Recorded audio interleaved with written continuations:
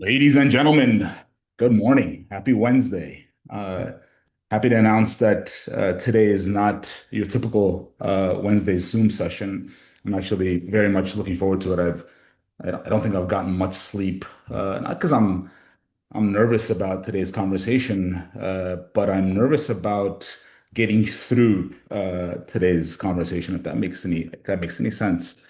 This person today that we're speaking to, we've been talking about for more than a minute now. I'm pretty sure you guys are sick and tired of me talking about this man and the book and everything he's done over the last several years of his career. But for those of you guys who are joining us today, I want to kind of set the stage because I want to make sure that for those of you guys who don't know who Eric is and what he's done and everything that he's accomplished, you kind of I kind of primer you, get you ready for exactly what we're going to discuss because I do think that kind of having an idea of the way Eric thinks and the way he goes about doing things is important. Just a little bit of what we've been doing for those of you guys who don't know much about the enterprise group that we formed over the last 4 weeks at JohnHart. Um, we've been talking to a few agents, right? About 14, 15 agents in our enterprise agent group. The focus has been simple. And this is something that we think about always. All of you guys at John Hart know exactly how we function, right? How we think bigger, how we operate better. Vertical integration is something we've been talking about since the jump, right? This is why we have so many verticals to our company. We're always focused on building something that lasts beyond just one person, how we can scale everything, right? And what's become clear through this process is I don't think that most people have a work ethic problem. I don't think people like I don't. It's very subjective, right? Everybody thinks that they work hard, and I don't think there's an opportunity problem either. I think, and Eric puts this in perspective for us in his book, which I'll be talking about very shortly. I think we have a thinking problem, right? I think we don't know how to solve problems. I think we kind of put things in the wrong order. I think there's too much complexity, and I just love the way he frames complexity. You know by now, if you know us. We're trying to do some incredible things here at John Hart. The focus, I think you've heard me talk about this over and over again. We're trying to separate ourselves from a sea of sameness. The only way to do that, I think, is that we master both technology as well as community, right?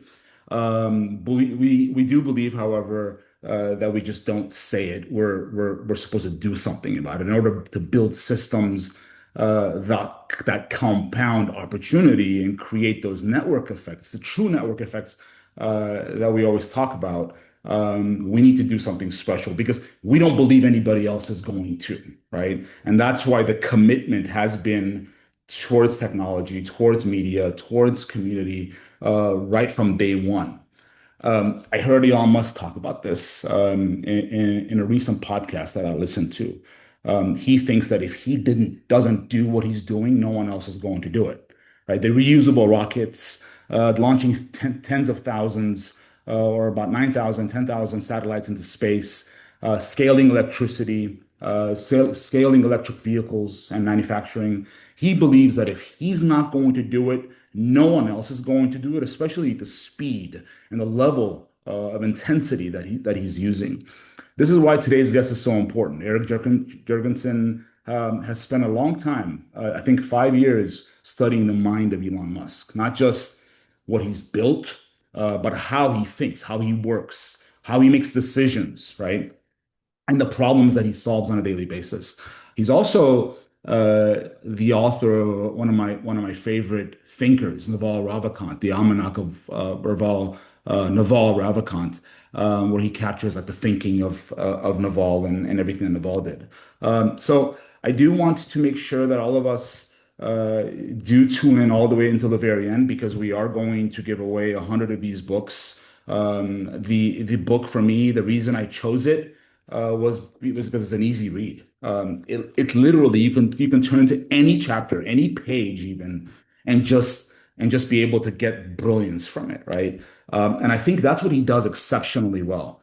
A lot of books on Elon. Walter Isaacson is one of my favorite authors. He writes about Elon, but that thing is dense. You can't finish that book, right? But the way I read this book in a matter of 6.5, 7 hours on a weekend, because he makes it easy. He really goes into the maxims. The failure is irrelevant unless it's catastrophic. One of my favorite, which is this principle that we have here at John Hart, is if the best part is having no part, the best process is no process. So all these things I'm hoping that we're going to dive into today. But I'm gonna kind of shut up and bring in Eric, and I think that I'd like for him to take it from there, from here actually. Eric, I'm gonna put take you off of mute because I have muted everybody except you and me. So Eric, thank you for accepting this invitation to join us. First things first. Thank you, and thank you for the effusive praise. You've been CCing me on your emails to the crew, which makes me blush from afar. Well, I will tell you that if I BCC'd you on every single one of the emails to the crew, then you'd probably mark me as spam. I generally So try to underpromise and overdeliver. You've made that pretty difficult, but we'll do uh, our best to clear the bar Well, here. well, well. If these things that you've done and the podcasts that you have and the ones that you've been on are any indication, this is going to go really well. But I do want to take off and kind of give you a free way of going about however you want to start this, right? Because I don't want to steer this. I want you to do it the right way. I'd like you to set the tone. Where do you want to start? What do you want these people that are with us today to know about the way you think and the way Elon thinks and why you wrote this book? Sure. And I'll say I'm very happy to make this as like interactive as possible. My Okay. goal with my books and sessions like this is just to be useful. Mhm. And a lot of times that comes from specific questions and customizations, Mhm. depending on kind of what the group is and what they're wrestling with and what you're trying to get through. So uh, don't be shy. The tone I would set here is, I would say my mission in life is to install good ideas in people's heads. I think we are very, very fortunate to have inherited a legacy of innovation and knowledge and wisdom of thousands of generations that came before us. And literally the only difference between us and cavemen who are starving and stabbing each other is the quality of the ideas in our heads and those of civilization around us. And we owe it to ourselves and the future to spread the ideas that work and see them shared. So my goal with these books is to curate and capture some of the best and clearest thinking from at least who are, in my opinion, some of the greatest practitioners alive today, and transform what they share in these kind of ephemeral mediums online, on social media or in talks to small groups, and preserve them in books, which is our most timeless format, and help people access it. And I really do work extremely hard to make it accessible. As you said, like, don't be intimidated by this book. It is literally, and I worked hard to make it this, a fifth grade reading level. I test these things, and I know that people are busy, and we have scroll brain, and nobody has time to read anymore. And it's hard to make it through an 800-page Isaacson biography. And I love him, Yeah. but there's a really there's a distilled version of the most useful and timeless ideas that Elon has shared and Naval has shared and Balaji has shared that I try to put in my books and just make them really accessible for people. And I think you've done a brilliant job at it because one of the things, and 99% of the group here today are realtors, right? And one thing that we struggle with as realtors is being scatterbrained, right? Squirrel, and all of a sudden we're and that's what you've done here, and that's why it was so easy for us, especially at this table. And just so you know, this and the way we met is because you were tagged on a post by one of the agents that were on the table. Shout out to So Arena. yeah, Arena is there you like go. There crushing you the go. Instagram game. Yep, absolutely. Arena was able to, and when she, when we were back and forth on DM, I was so excited because you made it, and we've done this so many times with books, whether it's Robert Greene, and we've had him on with Laws of Human Nature and a few other authors, et cetera, et cetera. Your book, the way you wrote it, was so easy, not just to read, but to also think that you can, right? You can be Elon. You can execute like Elon. Like if I read a specific maxim, I'm like, oh my God, I can do exactly that. And that's exactly what you did. And I think I've heard you say this over and over again now. Your mission is to create a billion entrepreneurs. And I 1 million think Musks, 1 million Musks. there But you go, 1 million Naval Musk. has Yeah, a version that is like every human being is by their very nature an entrepreneur. And the more we can sort of expose people to that, the more clearly they will think, and the better they will act, and the more prosperous everyone will be.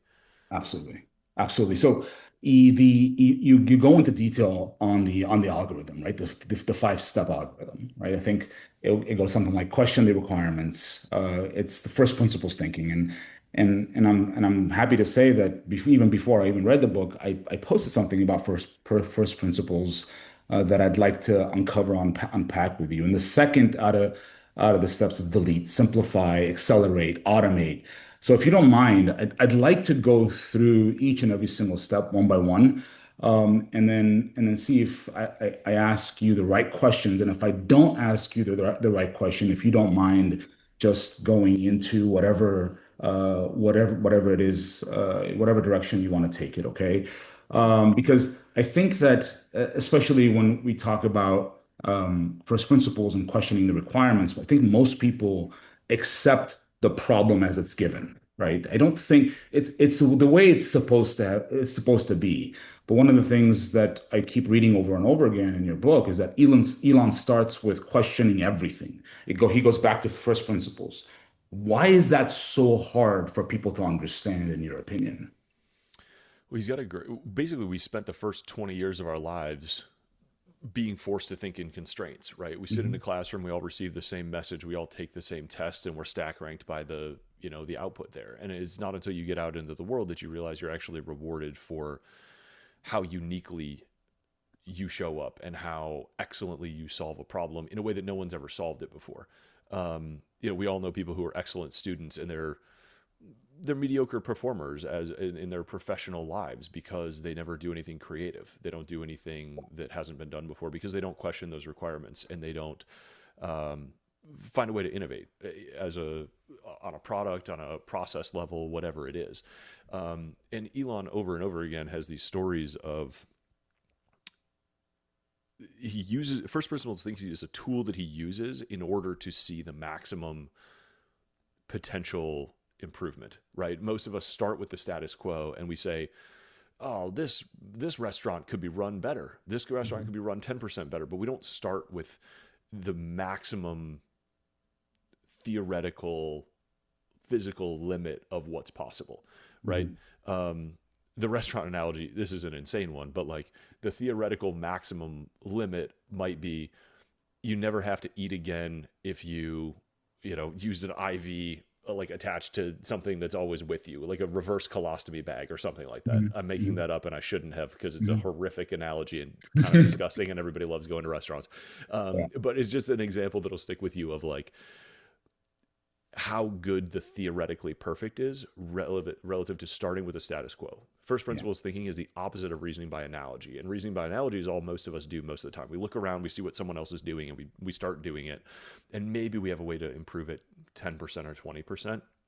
But one of the secrets of Elon Musk's success is that he does this first principles like limit of physics, just mental exercise. It's just a tool for thought. Just like think about it in the shower. Be like, what is the theoretically perfect solution? Um, and then start asking yourself why you can't do that. Why haven't you done it yet? It's just a very different way to break down that sort of perception of the status quo. Mhm.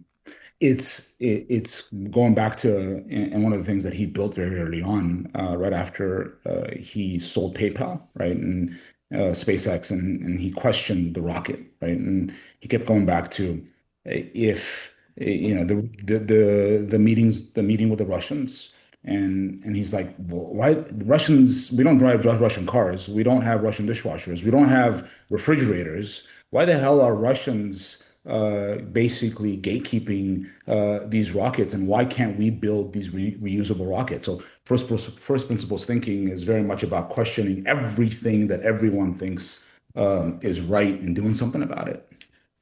Yeah, the interesting thing there, and I didn't know this until I sort of wrote the book, is like, the core materials, the fundamental cost of the raw material that go into a rocket was like 1% of the cost Yeah, of the rocket. yeah, And I didn't have a framework for that. I didn't have a benchmark. Is that good or bad? But like your iPhone or your car, these like very efficiently produced things that are produced at massive scale with super efficient manufacturing process are like 30% of the value of the product is the raw material.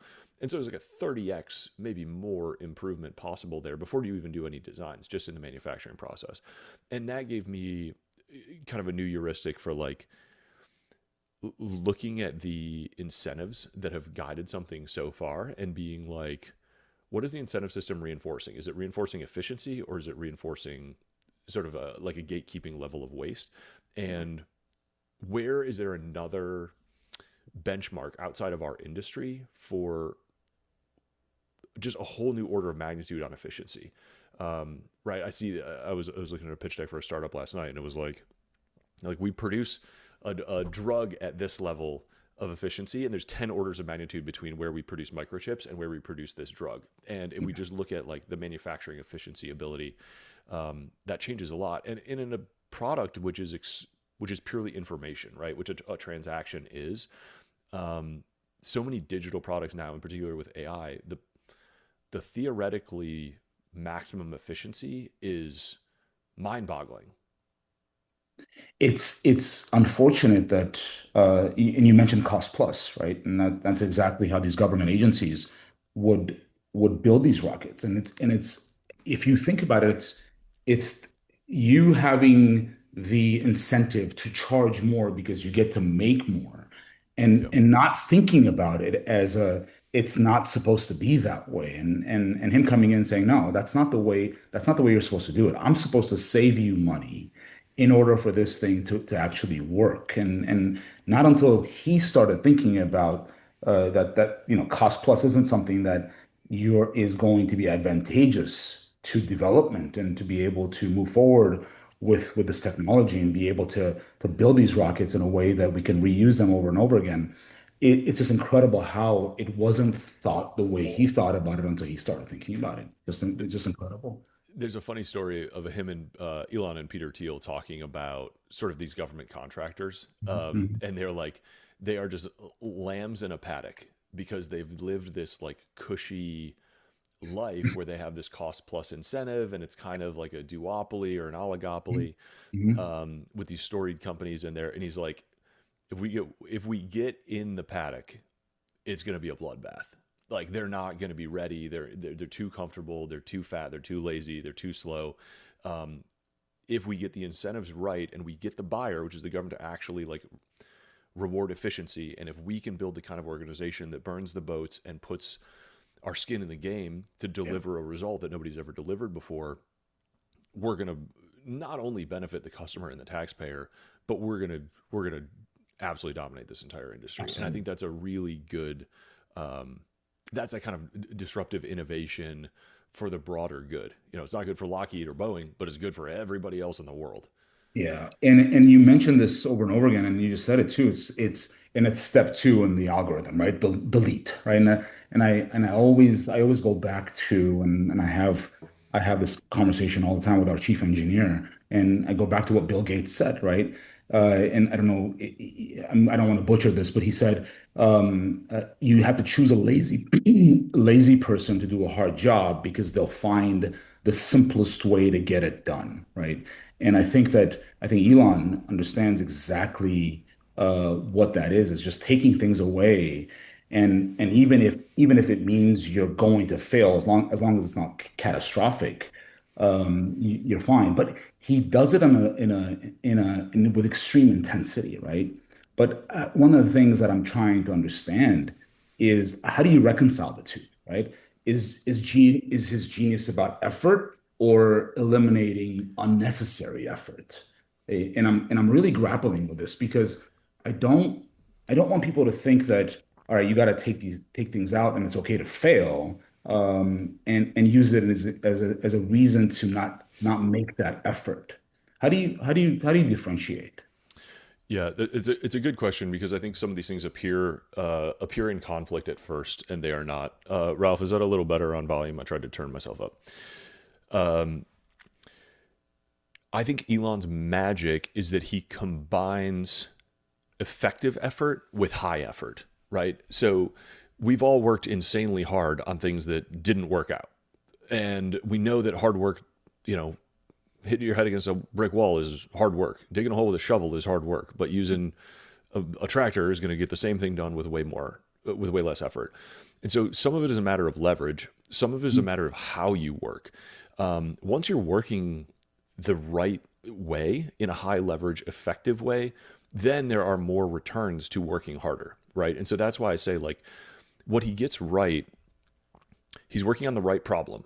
So he's thoughtful about identifying a bottleneck. He's working on the most important problem or the biggest opportunity at any given time.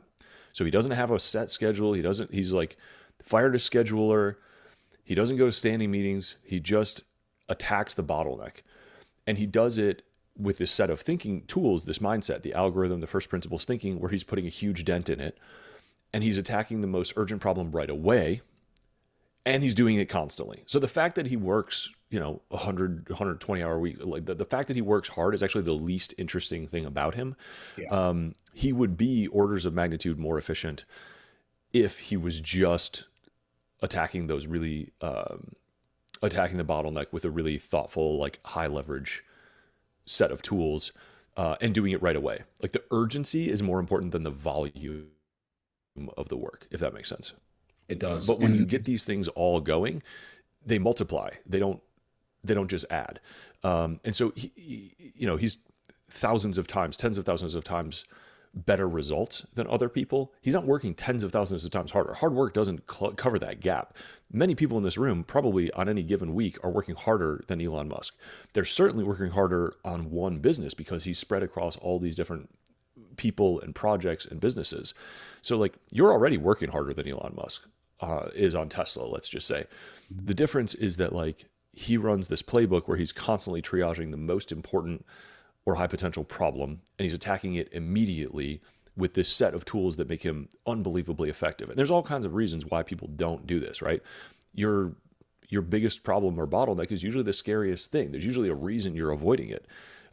Maybe it's potentially embarrassing. Maybe it's high risk. Maybe it's you don't know the solution, and so you're just like afraid to stare at it directly. Who knows? But like that is a really so much of like the most famous CEO coaches in the world. It just comes down to like, all right, what's the thing that you're avoiding that is the most important problem? Okay, we're going to do it right now, first thing in the morning, quit putting it off. We all have a phone call that we've been like afraid to make for a year that we know there's a different life on the other side of that phone call and we just haven't picked up the fucking phone. Yeah. Like, and that's what he's doing 18 hours a day, all day, every day. And he's been doing it for years. And so he knows like in his bones that it's going to work. It's going to work out. And he's built this track record, this reputation with himself for just attacking that big problem. And I think if you'd examine successful people in any field, that's what you'll find. And I don't think, and one of the things that you'll get criticized for, Elon will get criticized for, is like, oh, it's easy to say that if you got $1 trillion in the account or $1 billion in the account, but I think you'll agree where he's been like that since day one, since the jump, since X, Yeah. Since every part of anytime I look at the what he's built and the way he's built things, he's been unapologetic about the entire process. He just doesn't care. He has a certain vision. He's got somewhere to get to, and he's not going to stop until he gets there. It doesn't matter what people think or say. Yeah. He's got an interesting, like somebody replied to one of my long podcasts and was just like, you're just describing autism. You're just like prescribing being on the spectrum to people who aren't on the spectrum. And like, how can you like hope to teach that? And I didn't, I mean, Elon is clear that he's like been diagnosed with Asperger's. And I think there's probably some elements of what he does that come a little easier to him because he's able to sort of like separate himself like rationally from the emotional piece is concerned, but I think there's always an ability to sort of have empathy at the level of the mission supersede empathy at the level of the individual, and realize that you're doing a favor for the group and for the eventual outcome, by not allowing any one particular person's feelings to sort of outweigh the good of the group. And it's a very hard thing to do as a leader. But he's able to sort of do that over and over again. And he makes it so simple, right? Everything, and it's you think that it's the entire thing is complicated, but it's broken down into very simple parts, and that's why I think his engineering kind of superpower here really comes into play because making things simple, and he says it over and over again. He says the best part is no part, the best process is no process, right? Yeah. Everything can be simplified, but no one is willing to do it, right? So I think that, and so I guess I'm trying to get to a question here. What is it that he does and again, you go from delete to simplify, right? Yeah. What is that he does? You've seen as far as routines go that he's obsessed about each and every single day to oversimplify everything. Yeah, I love that question. First, shout out to the beast carrying us into his pantry, showing us what he's got going on, seeing the inside of his pocket. What up? I like the beast. I was excited about your name before you brought us into your pantry. The delete and simplify piece is for anybody who's had that experience of like deleting something from your life and everything got better. Everything that you were afraid of happening didn't happen, and everything else got better. It feels like alchemy, right? Like, it is one of those things where, he said, I almost titled a chapter this, Simplicity Pays Twice. And one of his go-tos is, simplicity delivers both reliability and low cost. And the more complex way to explain this is he uses the Starship example. He says there's a recursive factor to mass, which means for every additional pound of metal on this rocket, you need more fuel to carry it, which means you need a bigger fuel tank, which means you need more support structure, which means you need a thicker heat shield, which means then you need more fuel to carry that other thing. And so like every additional step that you don't need carries, somewhere between 2 and 10 times more overhead, depending on how complicated the thing is and what else it delays. And so this like ruthless deletion of steps that is usually often the outcome of questioning the requirements in the first place, is the cheapest improvement you're going to find anywhere, right? Because all you have to do is have the idea to delete it and delete it. And then all of a sudden everything moves faster, and you're then doing you have more time to do the more important thing ever more quickly. And one of the things that's unique about him is how high agency he is in terms of what he's able to delete. If I say high agency, do people know what I mean? Do you have like a frame of reference for that? Highagency.com is like an amazing essay about this concept. If you haven't, it's one of the most important ideas to like install in your head. I'll try to drop it into this chat during the next question. Highagency.com is an incredible essay that will give you an introduction to this idea. But it's basically like refusing to tolerate obstacles in one sentence. That's high agency. And so like one of the stories I like, it's actually in a different book called The Algorithm that is specifically about applying this set of ideas. We've all bought a car or signed a car lease. It's like 12 different documents. It's a ton of pages. It's a bunch of boilerplate. And he was trying to make Tesla like an e-commerce powerhouse, make it really easy to buy a car on a website, which nobody had really ever done before. And it took like 63 clicks to buy a car. And he's like, he gives the president the goal of like, get this down to 15, get it down to 12. We can't have people taking 63 clicks. Their life is too busy. And one of the big issues was to configure a car loan. And he's like, oh, every state has their own paperwork. Every lender has their own required sort of loan documents. How can we simplify this? Elon's insight is like, a loan agreement is actually one paragraph. It's, we're giving you a car, you're paying us monthly until the car is paid off. What are the 12 pages for? And so he's like, I just refuse to accept that this is anything other than a one-click one signature, like few hundred words thing. And so he went around to all the banks, all the state, and as he questioned the requirements, he found out that almost all of those documents were recommendations, not requirements. And he found banking partners who were willing to do loans based off of like a 200 word loan document. And so he turned that into a one click thing, and Tesla sales through e-commerce went up 20x, not 20%, 20x. It is just that level of like, well, the loan document's the loan document. We got to deal with the paperwork. And he's like, fuck that. We're going to keep hammering on what's actually truly required. What is the legal regulation? Oh, it's a legal regulation. Who's in charge of changing it? Can we get it changed? Can we get it waived?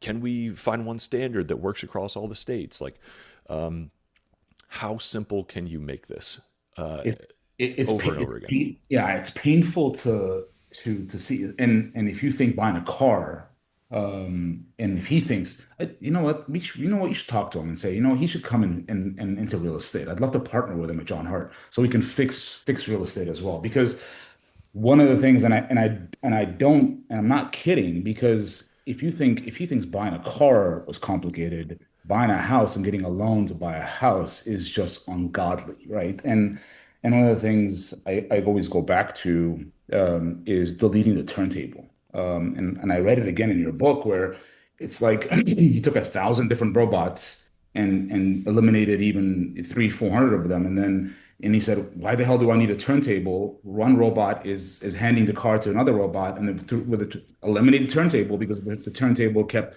breaking down. So just eliminate the damn thing." It is simply amazing how complexity just accrues. We have such a natural bias. You mentioned failure earlier, and I think that's actually a really important one. Like we are so afraid of failure that we over-engineer almost everything, because we're worried about those small failures, and that over-engineering leads to this complexity or redundancy and waste.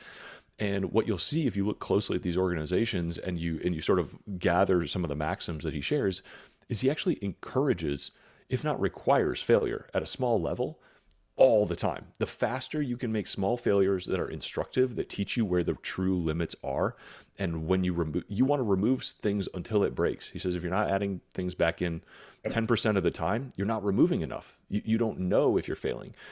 And in like all of the test programs blow up. Like that's the goal. The goal is to blow up and measure the explosion well enough to know what caused it, right? Like So the analogy to real estate is probably like whoever's making the most unsuccessful cold calls is probably also having the most successful cold calls. Like whatever the failure is, the faster you can iterate through it and the more you learn from each one. Like small failures is the name of the game. Like small failures is what builds robust strength at the global level. This is all like Nassim Taleb's books basically boil down to, is like encourage and accelerate small failures, because that's what makes a strong, resilient whole.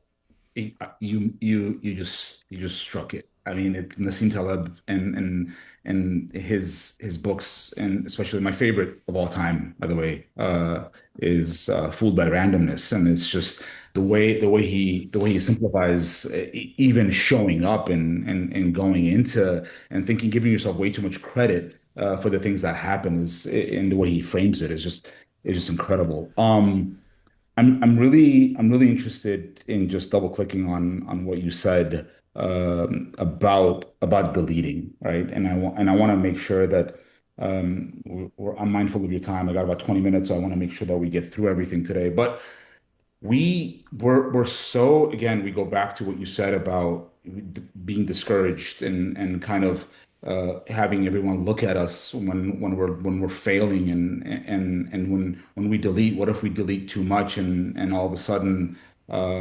it's catastrophic, right?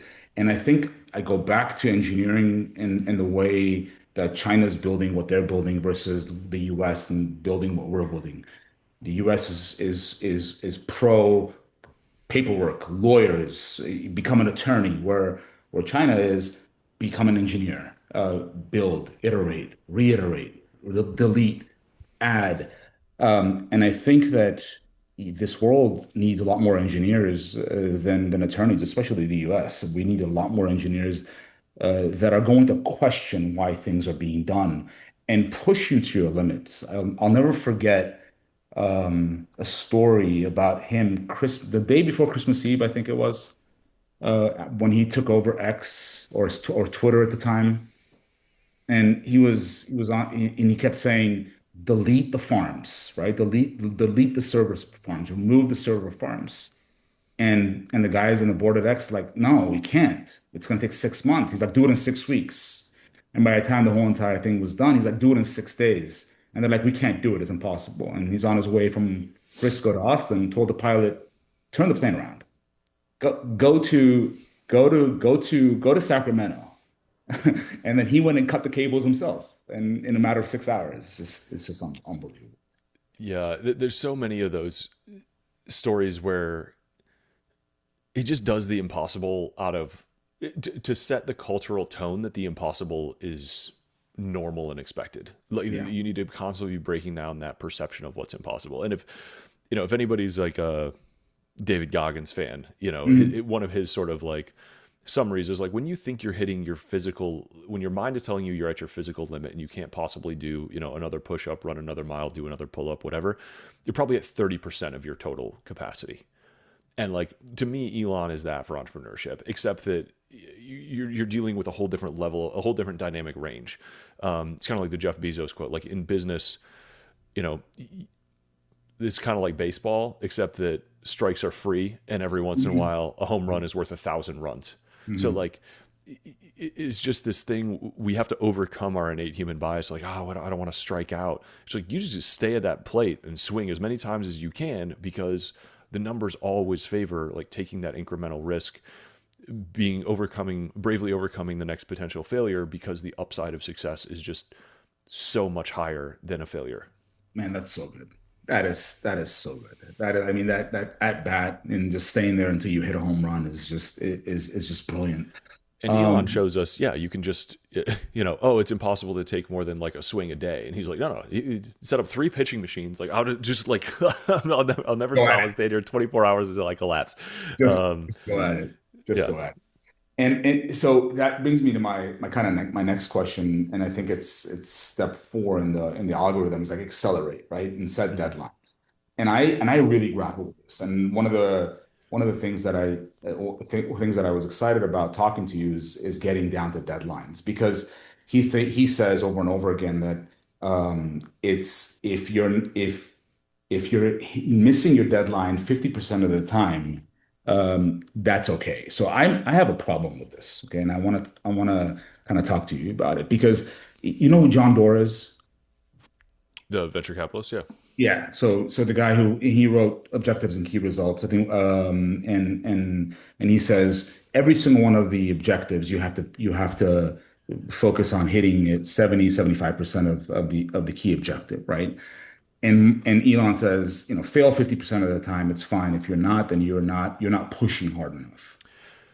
What he says slightly more precisely is that he picks Okay. a timeline that he thinks is 50% likely to be made. Hmm. So, like, roughly, someone will give him a timeline and he'll just arbitrarily cut it in half. And everybody will be pissed. Be like, we just gave you a timeline that we thought was like hard but reasonable and we could do it. And he's like, yeah, but I think you are 50% likely to do it in 50% of the time. And Hmm. it'll force creativity and constraints and questioning requirements and first principles thinking. Like, this is one of his unreasonably ambitious goals of both timeline and sort of step function improvements is one of his secret weapons, I guess. And it's an uncomfortable thing to tell smart, hardworking people who just came up with a plan, like, I need you to do 10x your plan, or I Yeah. need you to do your plan in half the time. And inevitably, there's a cadence where everybody's pissed and threatens to quit and um, feels disrespected. And then, like, 48 hours later, people start to kind of be like, well, play around with the idea and be like, Mhm. well, what if? And 7 days later, there's actually a plan for making it that wouldn't have existed otherwise if you just sort of accepted the first plan. And that probably doesn't always work, but enough of the time, it gains enough ground. And that comes back to the value of speed. Like speed and velocity is just this like massively underrated thing in business for a variety of reasons. But this his career, his businesses, and I think these stories sort of show that value, right? That the value of being the fastest or the first is 10x or 100x more, right? Like than being second or being 10th, like to a prospect, to a deal, to anything like that. It goes back to Zuck and what he says, well, go fast and break things, right? But one of the things that I'm really grappling with, and I want to, and I'd love to unpack it with you here is if your team knows that deadlines are often unrealistic, right? How do you prevent them, and how does he prevent them from assuming every deadline is flexible, every deadline is optional? How is he able to make sure that everyone understands they got to go as hard as possible and not miss those deadlines, or not and where it seems unrealistic, but and he's going to be okay if you don't hit it. But so how do you balance the two?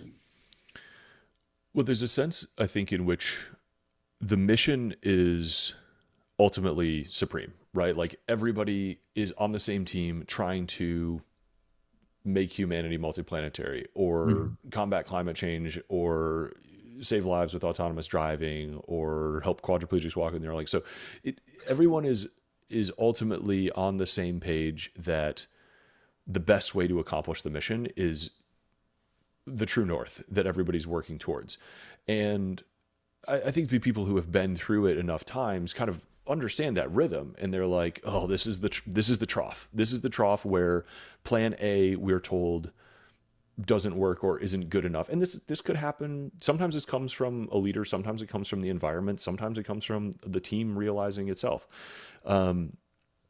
But at some point there's always that kind of like, crest and valley that happen inevitably in projects, and those are good opportunities to question the requirements or to rescope or to find things. So a story about that from I really like this one about the Tesla service centers, because it shows the like secret option C is actually often the best way. So early in the Tesla scale up, they had sold a bunch of cars, they needed to be serviced, and they were doing things at service centers, kind of like dealerships, like repair centers. And the president went to Elon and said, hey, we need 100 service centers built immediately in the next 2 years to service all these cars that we just sold. And they're 3 million each. We got it down from 5. So I need $300 million to go build all these service centers to repair these cars. And Elon's like, sorry, we don't have it. Like, I know we need to repair the cars. I agree. We need to take care of the customers, but we don't have $300 million, and we probably can't wait 2 years to service these things and have a solution. So like, you need to come up with a different way. And of course, like, rage, how are we going to solve this problem? Like, this is infuriating. What are we going to do? And what they found, they triaged the number of cars coming into the service centers, and they found that only less than 10% of them required a lift. And most of the repairs could actually be done by tools that would fit in the trunk of a car. And so rather than to spend 2 years and $300 million building out service centers, what they did was say, hey, customer, we'll come to your house and repair it. And so we're going to take fleet vehicles that are just waiting on being sold or that need repairs or adjustments. We're going to put our techs in them. We're going to drive to your house, bring you a cup of coffee. We'll fix it in your house. You can stay at home, watch a movie. And so it's a better customer experience. They save the money. They solve the problem sooner, but it wasn't the optimal solution from a financial standpoint and a customer experience standpoint wasn't plan A. And it wasn't until plan A was rejected that they were creative enough to question the requirements and come up with this thing that is just obviously better for everybody all around. And that is like a put the wheels on the suitcase kind of moment where you're like, how the fuck did it take us this long to think of this? This is obviously better. It's just that willingness to sort of push past that first thought and that obvious and goes back to like question requirements and deleting steps and parts and processes, because a lot of times those solutions are massive breakthroughs that are truly win-win, that are not compromises. It's really funny. Last week, shout out to Hike, who's also who works for Tesla, who's on this call, I think today. He works for Tesla, came to my came to my office. My steering wheel was all messed up. Changed the steering wheel in a matter of 3 minutes. Grabbed a cup of coffee, and we had a discussion for 30 minutes. Great experience, and he left. It's just what you're saying. It's just everything is so simple, and I think it goes to the last step in the algorithm. As long as you figure out a way of how to automate the steps that don't need so much friction, right? And I think that's one of the things that he's a master at, because obviously his engineering mind and background and everything that he understands about automation really helps any company that he's building. What do most people get wrong in automation? What is it that he gets right that we common folk don't get? The mistake that he made was to do it too early, and that's what I think most people do. They assume automation is the answer, especially like with AI or Zapier or whatever. They automate too early, and if you automate the wrong thing, if you automate a complex, inefficient process, all you've done is make changing it more expensive, Mm, and you've just enshrined complexity and inefficiency. Automating something that sucks doesn't make it better. Like you need to make it better, and then automate is the last step because it's the most expensive and it makes the process more inflexible. So you should spend a lot of effort refining your process before you automate, essentially. amazing. And if Wanna, you think of the algorithm, I think the first two steps, the question requirements and the delete, actually carry the vast majority of the weight, right? Like those are the steps that most people skip that yield the greatest results. Everybody wants to go faster. Everybody wants to automate. And the algorithm really exists to remind you to do the hard mental work to frame the problem correctly first. it's basically, I mean, you're trying to not create chaos, but you're trying to question everything, delete everything, and then simplify everything, but without creating chaos, right? Without saying that there's the sky is falling and we need to change everything that's going wrong, and just be very, very calm about the entire process. Um, You've again, you know that you've got a bunch of realtors here that are on the call, and I want to land this plane here for you and ask you a couple of questions that pertain that my guys here can relate with, right? If Elon Musk was a realtor and if he were to operate as a realtor, and obviously, or maybe Naval, whichever one, what would they fix first? What would they delete first out of everything that you know about real estate and the way, whether it's residential or commercial, what would they get to first? It is very difficult to answer that without knowing, like, deeply mapping your world in a way that I don't, have Mhm. a close mental map of. Yeah. Naval is I think, a little easier in that he's talked about real estate. Like he uses it as an example of a job that is where your inputs are uncorrelated from your outputs, Mm. where you can have, it is much better than like working an hourly job because you can, some people are working 40 hours a week and making 100 grand a year. And some people are working 40 hours a week and making $1 million a year. And the difference between those two is like, how effectively are they working? With how much leverage are they working? Right. And so I've done a little like unpacking. Actually, I should share the blog post with you guys. I did a sort of an examination of leverage in the real estate world. This Mm. is a really simple read. But I just think it's a really interesting thing. I looked up who the most effective real estate, like who's the highest selling real estate agent in the country, and this was a few Mm. years ago. I don't Mm. I don't know if it's changed or not. But real estate careers are sort of this sort of compounding leverage. How effectively can you reinvest in increasing your leverage? And you see, the top realtors in the country have like huge followings and TV shows and their brands, and they're still functionally realtors. They still operate in that business, but they have, teams and audiences and this like giant reinforcing brand that most people don't. But that's a gradient, and it kind of comes all the way down. It might start with like hiring a part-time assistant, or hiring a marketing firm, or reinvesting effectively into ads, or getting the right automations and tools set up for your own personal process. There's a lot of interesting kind of fodder there. I think Mm. Elon is tougher as a realtor because I think he would like work maniacally to reinvent the entire industry in a way that's like difficult for an individual agent or broker to do. Um, like the and I think first that's what principles version is of like how efficient can a transaction be is something closer to like a few clicks, right? Like how can I shop for and buy a house in a few clicks? Um, let me ask you this then. Then before studying him, your principles, your beliefs, did he change anything that you yourself believed in? And now all of a sudden, after studying him, I think you researched for 5+ years. What changed in the way you think and the perceptions that you have? yeah, it gave me, and this is an answer to, I think it's Azanath's question as well. Like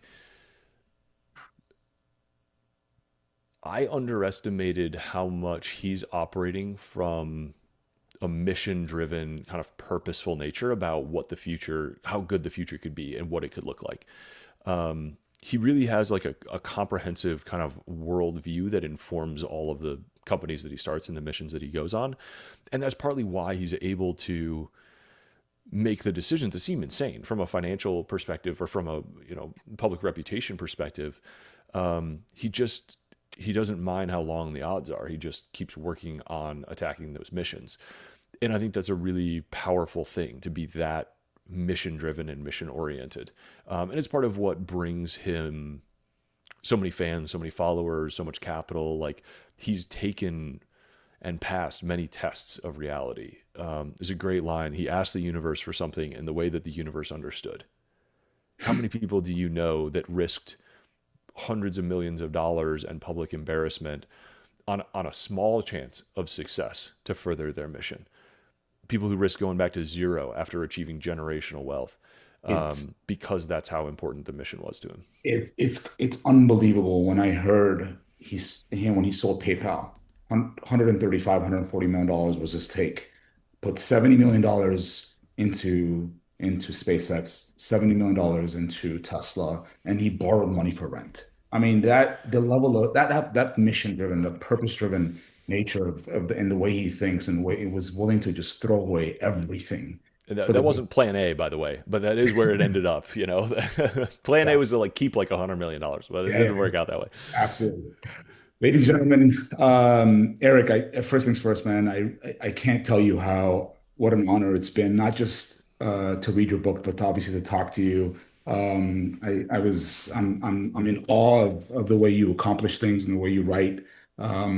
This book, the Book of Elon, I'm not saying this because Eric's on with us, but one of the most incredible books I've ever read, and the way that he makes it so digestible, just going into any page, any chapter, and just understanding exactly what needs to be done.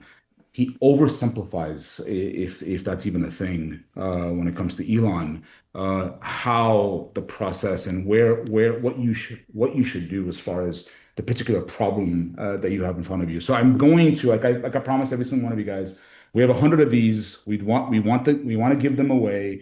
The only way we're going to be able to do that is to get you guys to kind of commit and really want the book. So a few days before I even started reading the book, I created something on Instagram that you'll find pinned when you go to my handle on Instagram. So find it. It's my first pin. And then whatever you got from this conversation with Eric and after reading those few slides, just drop a comment. And then if you guys want to tag Eric in the comment, you're more than welcome to. But whoever does that, we're gonna go ahead and we're going to give you this book on us. Eric, I appreciate you, man. I really do. This was incredible. It's also, yes, it's also on Amazon, but we've It's got 100. it's also free. The digital versions are free. I give them away on my website, elonmuskbook.org. Yeah, And if you're an audio person, I give them away for free on my podcast too. So that's nice. I truly, like I said at the top, and I mean it here, like I just want to install good ideas in people's heads. I want to be useful. I want to make useful stuff.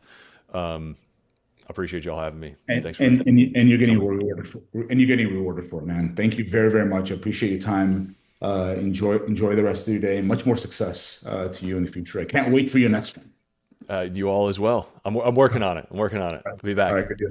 Good deal. Thanks. Take care. Bye.